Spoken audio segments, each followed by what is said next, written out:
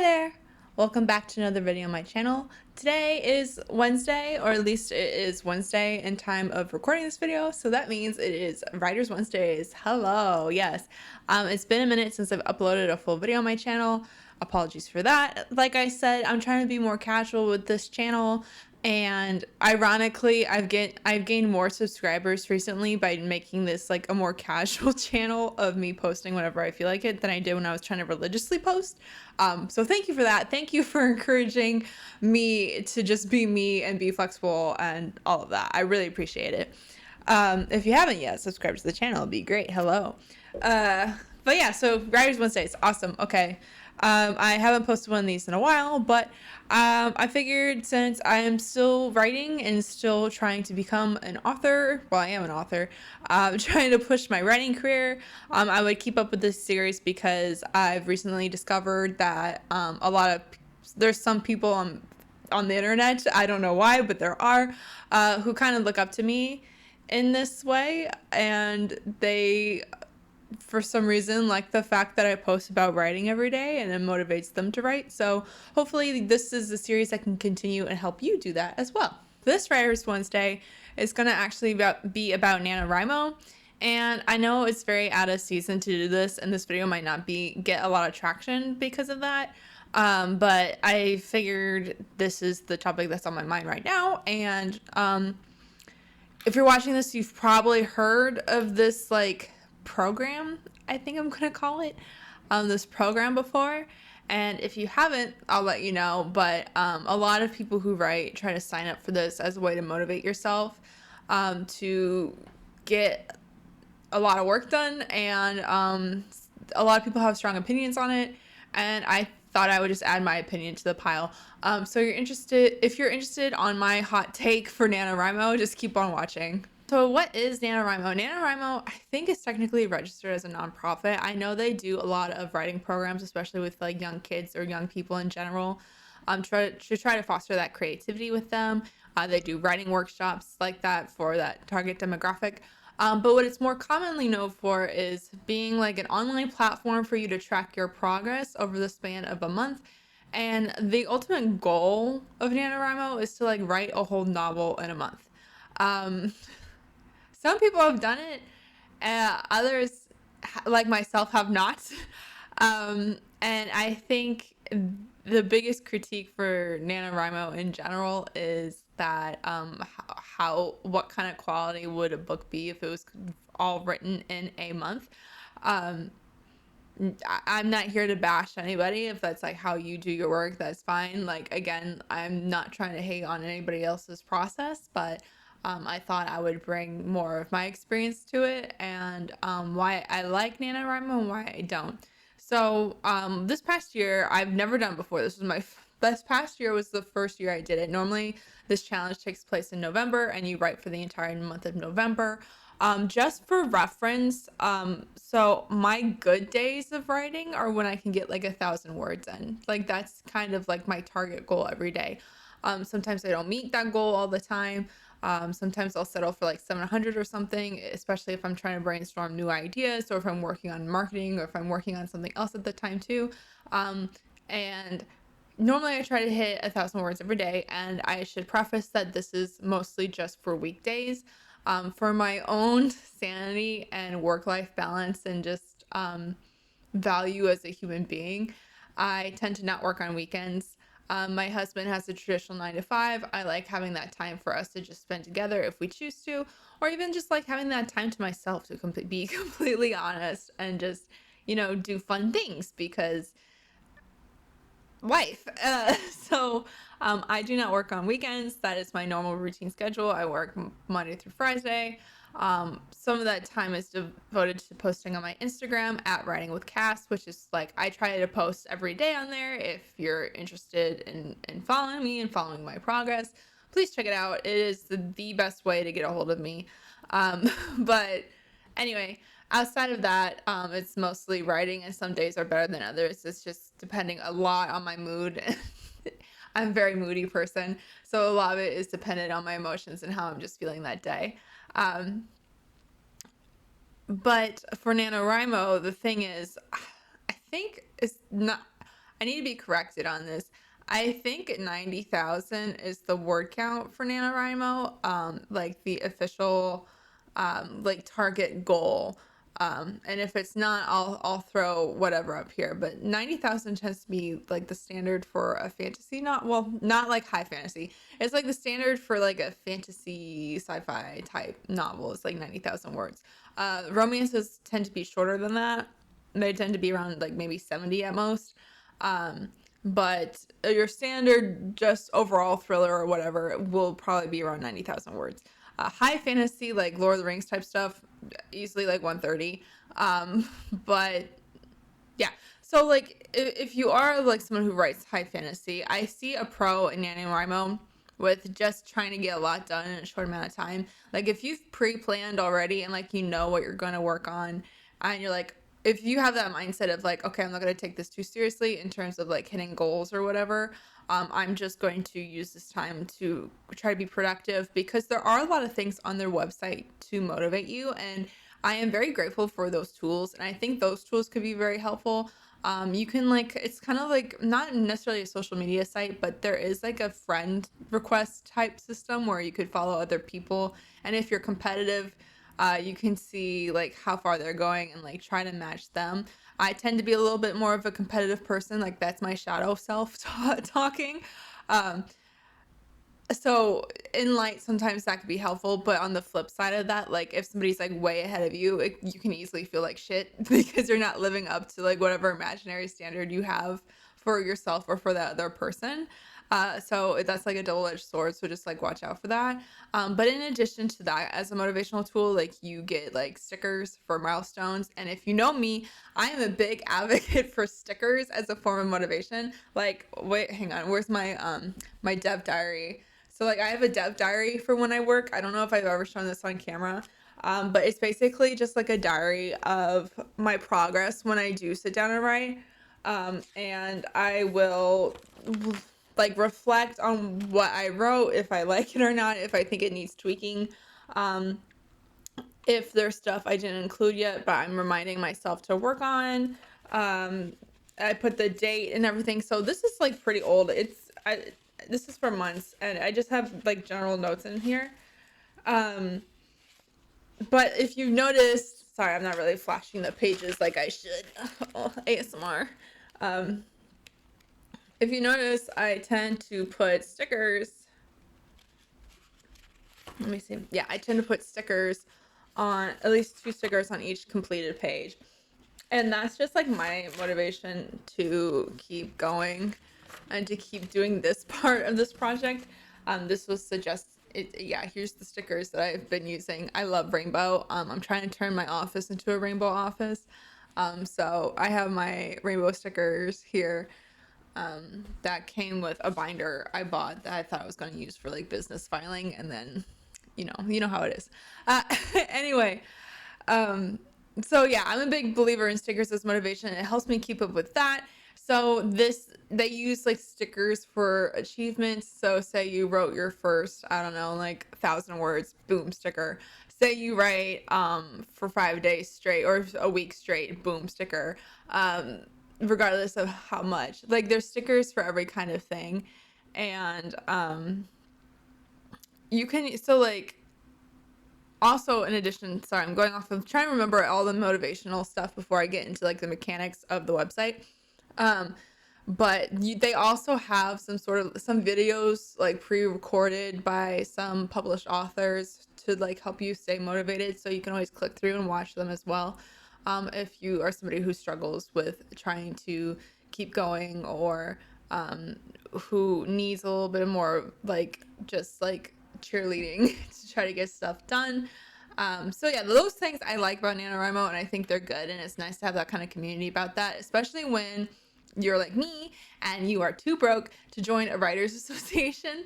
And although they're really recommended by a lot of people, like, $80 a month isn't realistic for everybody. And I'd like to think that my family, like, in general, like, we're secure. Like, my husband and I, like, we don't have that much financial problems. But if like you're literally doing this on your own, you can't afford stuff like that. So If you want like a non-elitist grassroots community, I rarely push. I think NaNoWriMo is great for that. I also think just like Instagram in general is great for that. Now, getting into like mechanics in NaNoWriMo. So I've already stated like the goal is to like complete a book in a month.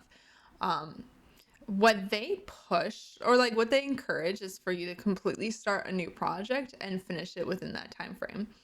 That was like the traditional setup for this challenge, whatever it is. I did not do that. Nor, I mean, if you want to challenge yourself to do that, then like, yeah, okay, cool. But I did not do that. I think that's what's called being a nano rebel or whatever, is just using that time to work on a current project you're already doing. I don't see a problem with that. Some people are moody about that. I don't know, but it is what it is. I just don't see how it's realistically feasible to come up with that all within the span of a month. Knowing myself, like my writing process is like, okay, I have generalized pre-planned ideas of what I want, but half the time, like you need, I feel like you need to give your characters a little wiggle room to do what they want, because you might have like a outcome predetermined in your head, but you write this scene one day and you're like, okay, this is better than everything else I've written. What are we going to do? How are we going to go back and revisit this? Because like editing is a part of the process, and although you shouldn't edit while you write, like because you might get too distracted, you should be willing to make changes when changes are necessary, when you see something come up. And I feel like that short time frame doesn't give you enough grace to be able to admit when you make a mistake, or not even a mistake, but like when you want to change direction, because you might have to rewrite some old stuff. And I feel like for me personally, I get easily flustered, or easily frustrated, and I just don't think my atypical brain, or my neurodivergent brain could handle having to do that over and over again in a short amount of time, because I'm somebody who gets very emotionally attached to things, or has like just like stronger emotional emotions in general. So I could find that very frustrating. You might not. You might be like, yeah, okay, whatever, comes with the territory, and okay, more power to you. But that's just how I feel. Oh, but yeah, anyway, speaking of editing, I think the biggest criticism I see of NaNoWriMo in general from other people is that um, it's easy, and this is how I felt, it's easy to fall into this trap of focusing on word count over content. So, like I said, you get rewarded based on how many words you write in a given amount of time. And it's basically just producing what you can quickly, which might not always be the greatest thing. Like okay, so just to cover my bases, I am not somebody who's like, I'll write whenever I'm inspired. Like, no, like I said, even if I'm not feeling creative, I try to force myself to write every business day, and just develop that as a practice. And all professional writers do this. If you are starting out and you don't have that mindset, I'm encouraging you to change it, because productivity is important, but it's more about building these habits so that you can become creative when you want to be, and not just be a slave to like whatever. Like I said, for me, I'm not neurotypical. I don't want to be a slave to whatever mood swings I may or may not be in, to be able to be productive. So for me, as someone who needs that kind of structure, and I assume a lot of other people do as well, even just writing a little bit every day helps, to set that habit. With NaNoWriMo though, even at 1,000 words a day, right? It's not enough to meet their goal, like to win, right? I think the math averages out to 1,600 words or 1,700 words a day, including weekends, in order to meet the goal of completing the book in a month. For me, obviously, that's like 50% more than what I normally do, at least 50% more than what I normally do. So I would already be exerting myself that way. But it would also take away a lot of my free time. Again, I've already preferenced that I'm somebody who values that as like a family oriented person.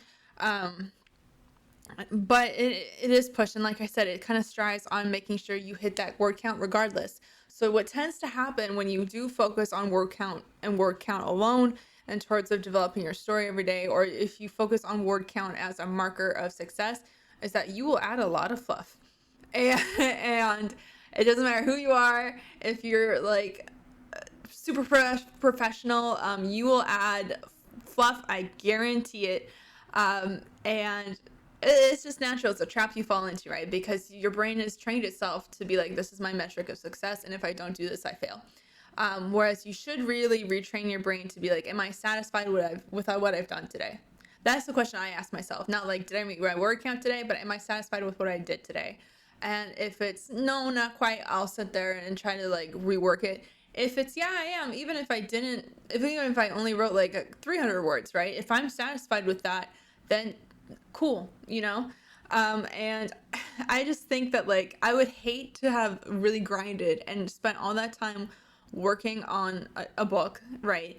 And spending putting that much effort into it every single day, including weekends, to just look at it and be like, I can't even work with this because it's going to need so much editing, and by the time you cut it down, like what, you might have like half the book left, so you're going to keep, so you're gonna have to rewrite half another book. You know what I'm saying? Like, it seems like a lot of mental stress without a high reward, other than just saying like, oh, I did NaNoWriMo. You know what I mean? Because like, I think once you do it, you get like a cute little like ivy wreath around your profile picture on NaNoWriMo, which again, it's super cute. I'm not trying to knock other people's achievements, but I just think that it's not a sustainable way of working, in my opinion.